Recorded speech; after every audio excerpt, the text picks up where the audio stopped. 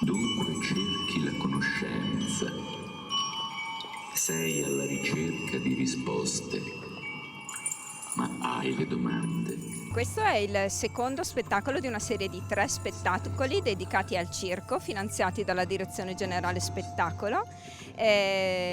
Appunto il primo ha visto uno spettacolo sulla facciata del castello con un funambolo, invece questa sera lo spettacolo è dedicato al fuoco. Ci sarà poi un terzo appuntamento in settembre con uno spettacolo, diciamo così, che ancora lasciamo come sorpresa, ma che animerà un altro spazio del nostro palazzo. Questa sera siamo in Piazza Castello e per l'occasione il castello è aperto fino alle 11 di questa sera, con la possibilità di visitare la Camera degli Sposi, ma anche le carceri dei Martiri del Belfiore che sono stati recentemente aperti. Ascolta il battito stesso dell'esistenza, il ritmo della danza che tutto muove. Riesci a sentirlo? Ogni cosa intimamente connessa.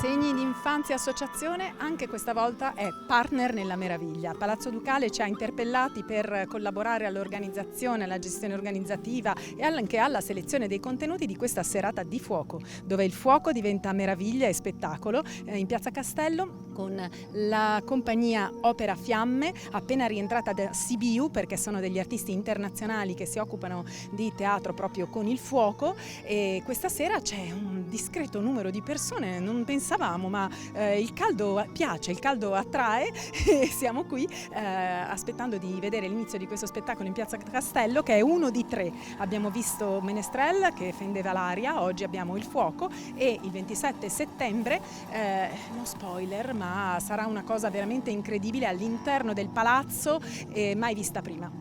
Quindi tenete d'occhio i calendari, tenete d'occhio sempre quello che facciamo e quello che fa Palazzo Ducale, che insieme facciamo ancora più meraviglia. Grazie.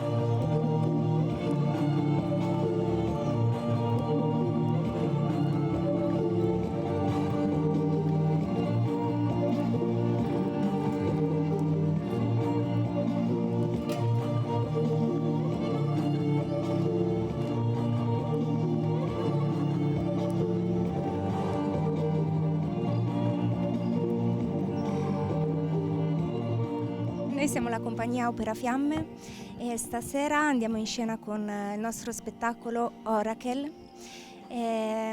Oracle è un susseguirsi di immagini e di suggestioni. Il concetto di Oracle è un po' il trovare dentro di noi, dentro se stessi, il motivo per cui stiamo al mondo. Il fuoco è protagonista perché per noi il fuoco è un compagno di vita ed è un elemento che sentiamo molto molto vicino. Tu sei la conoscenza. Se riesci a vederlo, sei pronto per trovare la tua risposta. Ora